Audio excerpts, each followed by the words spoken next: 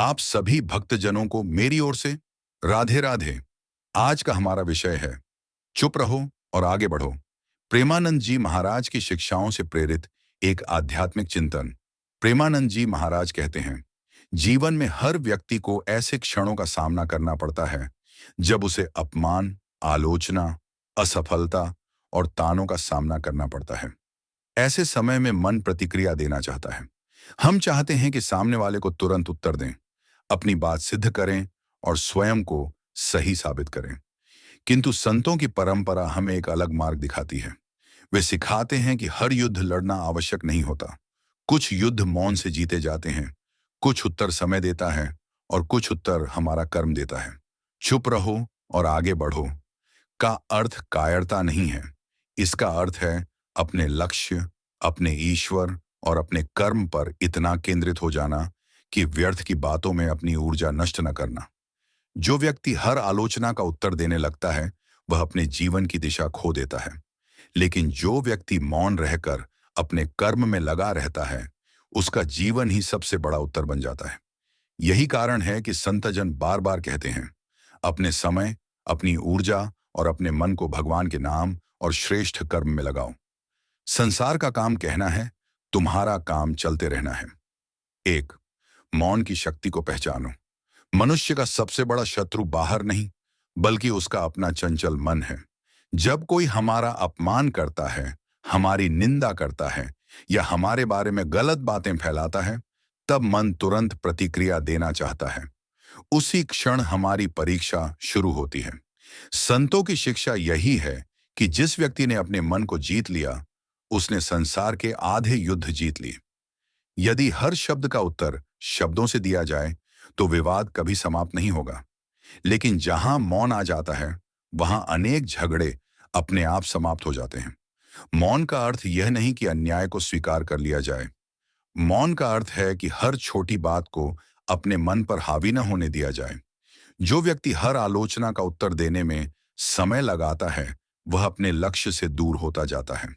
जो व्यक्ति अपने कर्म में लगा रहता है, वह धीरे धीरे सफलता की ओर बढ़ता है। जब लोग तुम्हारी निंदा करें, तो पहले अपने भीतर झांको। यदि उनकी बात में सत्य है, तो स्वयं को सुधारो। यदि असत्य है, तो उसे हवा मत दो। असत्य बिना सहारे के स्वयं गिर जाता है। जीवन में याद रखो, जो वृक्ष फल देता है, उसी पर सबसे अधिक पत्थर फेंके जाते हैं। इसका अर्थ यह नहीं कि वृक्ष फल देना छोड़ दे। उसी प्रकार यदि तुम सही मार्ग पर चल रहे हो, तो आलोचना से घबराओ मत। जो व्यक्ति भगवान के नाम में, सेवा में और अपने कर्तव्य में लगा रहता है, उसका मन धीरे धीरे इतना मजबूत हो जाता है कि बाहरी शब्द उसे विचलित नहीं कर पाते। तब उसकी शांति ही उसकी सबसे बड़ी शक्ति बन जाती है। इसलिए जब कभी मन उत्तर देने के लिए बेचैन हो, तो एक क्षण रुककर स्वयं से पूछो, क्या यह उत्तर मेरे जीवन को बेहतर बनाएगा या केवल मेरे अहंकार को संतुष्ट करेगा? यदि उत्तर केवल अहंकार के लिए है, तो मौन ही श्रेष्ठ है। समय बहुत मूल्यवान है। इसे वाद विवाद में नहीं, बल्कि आत्म विकास, ईश्वर स्मरण और श्रेष्ठ कर्मों में लगाओ। अंततः वही व्यक्ति आगे बढ़ता है जो अपने लक्ष्य पर ध्यान रखता है, न कि लोगों की बातों पर। याद रखो, संसार तुम्हें कुछ समय तक परखेगा, लेकिन तुम्हारे कर्म तुम्हारी पहचान हमेशा के लिए बना देंगे। इसलिए चुप रहो, स्वयं को बेहतर बनाओ और निरंतर आगे बढ़ते रहो। 2, अपमान, आलोचना और ईर्ष्या का सामना कैसे करें? जीवन में ऐसा कोई व्यक्ति नहीं है जिसे कभी आलोचना का सामना न करना पड़ा हो। जो कुछ नहीं करता, उसकी भी आलोचना होती है, और जो महान कार्य करता है, उसकी भी आलोचना होती है। इसीलिए यह मत सोचो कि एक दिन ऐसा आएगा जब संसार तुम्हारे बारे में केवल अच्छा ही बोलेगा। जब कोई व्यक्ति आगे बढ़ने लगता है, तब कुछ लोग उसकी सफलता से प्रेरित होते हैं, जबकि कुछ लोग ईर्ष्या करने लगते हैं। ईर्ष्या का स्वभाव ही ऐसा है कि वह दूसरे की प्रगति देखकर बेचैन हो जाती है। ऐसे लोगों को समझाने में अपना समय व्यर्थ मत करो। यदि कोई तुम्हारे बारे में गलत बातें कहता है, तो हर बार स्वयं को निर्दोष सिद्ध करने की आवश्यकता नहीं है। सत्य को बार बार प्रमाण की आवश्यकता नहीं होती। समय स्वयं सबसे बड़ा न्यायाधीश है। अपने जीवन का लक्ष्य यह मत बनाओ कि लोग तुम्हारी प्रशंसा करें। ऐसा जीवन जियो कि तुम्हारे कर्म स्वयं तुम्हारे चरित्र का परिचय दें। शब्द कुछ समय तक प्रभाव डाल सकते हैं, लेकिन कर्म जीवन भर याद रखे जाते हैं। जब अपमान मिले, तब उसे अपने अहंकार पर आघात मत समझो, उसे अपने धैर्य की परीक्षा समझो। जो व्यक्ति अपमान के बाद भी अपने संस्कार नहीं छोड़ता, वही वास्तव में मजबूत होता है। संतों की परंपरा हमें सिखाती है कि क्षमा कमजोर की मजबूरी नहीं, बल्कि मजबूत व्यक्ति का गुण है। जो बदला लेने में अपनी ऊर्जा लगाता है, वह भीतर से अशांत रहता है। लेकिन जो क्षमा करके आगे बढ़ जाता है, उसका मन हल्का हो जाता है और वह अपनी ऊर्जा सही दिशा में लगा पाता है। याद रखो, हर व्यक्ति अपने कर्मों का फल स्वयं प्राप्त करता है। यदि किसी ने तुम्हारे साथ अन्याय किया है, तो उसके न्याय का भार भगवान और कर्म पर छोड़ दो। तुम्हारा काम केवल अपने जीवन को श्रेष्ठ बनाना है। कभी कभी मौन रहना सबसे कठिन साधना होती है, लेकिन यही साधना मनुष्य को भीतर से मजबूत बनाती है। जब तुम प्रतिक्रिया देना छोड़कर प्रार्थना करना सीख जाते हो, तब तुम्हारे भीतर अद्भुत शांति का जन्म होता है। इसीलिए यदि कोई तुम्हारा अपमान करे, तुम्हारी निंदा करे या तुम्हें रोकने का प्रयास करे, तो अपने मन से केवल इतना कहो, मुझे अपने मार्ग पर चलते रहना है। मेरा उत्तर मेरे कर्म देंगे। जो व्यक्ति मौन, धैर्य और ईश्वर पर विश्वास रखकर आगे बढ़ता है, उसकी सफलता केवल बाहरी नहीं होती, बल्कि उसका मन भी शांत और प्रसन्न रहता है। यही सच्ची विजय है। 3, मौन ही सबसे बड़ा उत्तर है। जब मनुष्य जीवन में कुछ बड़ा करने का संकल्प लेता है, तब उसे दो प्रकार की आवाजें सुनाई देती हैं। एक आवाज उसके भीतर से आती है, जो उसे आगे बढ़ने के लिए प्रेरित करती है। दूसरी आवाज संसार की होती है, जो कभी उसकी आलोचना करती है, कभी उसका उपहास उड़ाती है और कभी उसे निराश करने का प्रयास करती है। ऐसे समय में बुद्धिमानी इसी में है कि हम बाहरी शोर को कम सुने और अपने अंतर मन की आवाज को अधिक महत्व दें। जो व्यक्ति हर आलोचना का उत्तर देने में अपना समय बिताता है, वह अपने लक्ष्य से दूर होता जाता है।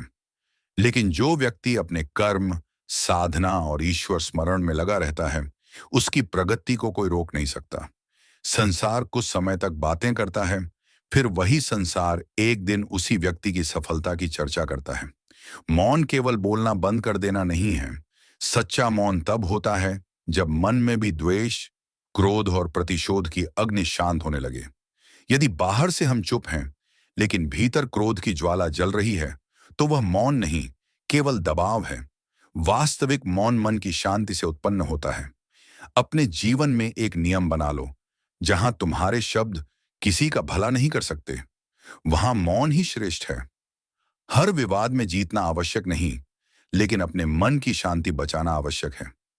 जब कोई व्यक्ति तुम्हें नीचा दिखाने का प्रयास करे, तब याद रखो कि तुम्हारी वास्तविक पहचान उसके शब्दों से नहीं, बल्कि तुम्हारे चरित्र और कर्मों से बनती है। इसलिए अपने समय को स्वयं को बेहतर बनाने में लगाओ। ज्ञान बढ़ाओ, सेवा करो, अपने परिवार का सम्मान करो और भगवान का स्मरण करते रहो। धैर्यवान व्यक्ति को कभी कभी देर से सफलता मिलती है, लेकिन उसकी सफलता स्थायी होती है। जो अधीर होकर हर बात पर प्रतिक्रिया देता है, वह अक्सर अपने ही बनाए हुए विवादों में उलझ जाता है। जीवन का एक गहरा सत्य यह है कि समय सबसे बड़ा उत्तर देता है। आज जो लोग तुम्हारा मजाक उड़ाते हैं, यदि तुम अपने लक्ष्य पर अडिग रहे, तो कल वही लोग तुम्हारी प्रशंसा भी कर सकते हैं। इसलिए अपना ध्यान लोगों की राय पर नहीं, अपने कर्तव्य पर रखो। जब मन अशांत हो, तब कुछ समय ईश्वर का नाम लो, प्रार्थना करो और अपने भीतर झांको। कई बार जिस समस्या को हम बहुत बड़ा समझते हैं, वह कुछ समय बाद बिल्कुल छोटी लगने लगती है। इसलिए हर बात का तुरंत उत्तर देना आवश्यक नहीं। याद रखो, जीवन बहुत छोटा है। इसे तर्क वितर्क, क्रोध और शिकायतों में व्यर्थ मत गंवाओ। अपने प्रत्येक दिन को कुछ नया सीखने, किसी की सहायता करने और अपने लक्ष्य की ओर एक कदम आगे बढ़ाने में लगाओ। यही मौन की सच्ची साधना है और यही आगे बढ़ने का वास्तविक मार्ग है। 4, क्रोध पर विजय आगे बढ़ने की सबसे बड़ी साधना।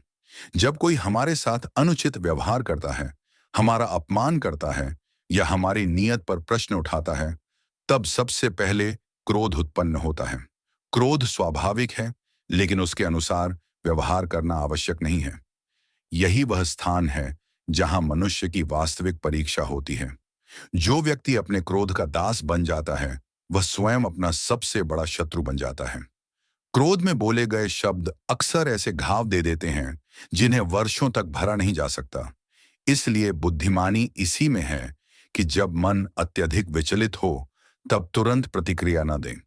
यदि कोई तुम्हें अपशब्द कहे और तुम भी उसी भाषा में उत्तर दो, तो तुम्हारे और उसके बीच कोई अंतर नहीं रह जाता। लेकिन यदि तुम संयम बनाए रखते हो, तो तुम्हारा चरित्र स्वयं बोलने लगता है। यही सच्ची शक्ति है। जीवन में कई बार लोग तुम्हें जानबूझकर उकसाएंगे। वे चाहते होंगे कि तुम अपना धैर्य खो दो, गलती कर बैठो और फिर उसी गलती के आधार पर तुम्हें दोषी ठहराएं। ऐसे समय में सबसे बड़ी जीत यह है कि तुम अपने मन को शांत रखो। हर सुबह स्वयं से एक संकल्प करो, आज मैं किसी के कटु शब्दों से अपने मन की शांति नहीं खोऊंगा। मैं अपने समय को शिकायतों में नहीं, बल्कि अपने कर्तव्य और आत्म विकास में लगाऊंगा। यह छोटा सा संकल्प धीरे धीरे जीवन की दिशा बदल देता है। धैर्य का अर्थ यह नहीं कि जीवन में अन्याय को स्वीकार कर लिया जाए। धैर्य का अर्थ है सही समय पर, सही तरीके से और सही भावना के साथ कार्य करना। बिना सोचे समझे प्रतिक्रिया देना साहस नहीं, बल्कि अधीरता है। जब तुम्हें लगे कि मन बहुत अशांत है, तब कुछ समय एकांत में बैठो, गहरी सांस लो, ईश्वर का स्मरण करो और स्वयं से पूछो, क्या यह विवाद 5 वर्ष बाद भी उतना ही महत्वपूर्ण रहेगा? अधिकांश बार उत्तर नहीं होगा। तब समझ में आएगा कि मन ने जिस बात को पर्वत बना दिया था, वह वास्तव में रेत का छोटा सा टीला था। याद रखो, संसार में सबसे बड़ी विजय किसी दूसरे को हराने की नहीं, बल्कि स्वयं पर विजय पाने की है। जिसने अपने क्रोध, अहंकार और अधीरता को नियंत्रित कर लिया, उसके लिए सफलता का मार्ग बहुत सरल हो जाता है। इसलिए यदि जीवन में आगे बढ़ना है, तो अपने लक्ष्य पर ध्यान रखो, अपने कर्म को श्रेष्ठ बनाओ और हर परिस्थिति में मन की शांति बनाए रखने का प्रयास करो। तुम्हारी प्रगति ही तुम्हारा सबसे प्रभावशाली उत्तर होगी। चुप रहो, सीखते रहो, ईश्वर पर विश्वास रखो और निरंतर आगे बढ़ते रहो। ऐसे ही हमारे और भी वीडियो देखने के लिए हमारी YouTube चैनल को सब्सक्राइब करें। राधे राधे।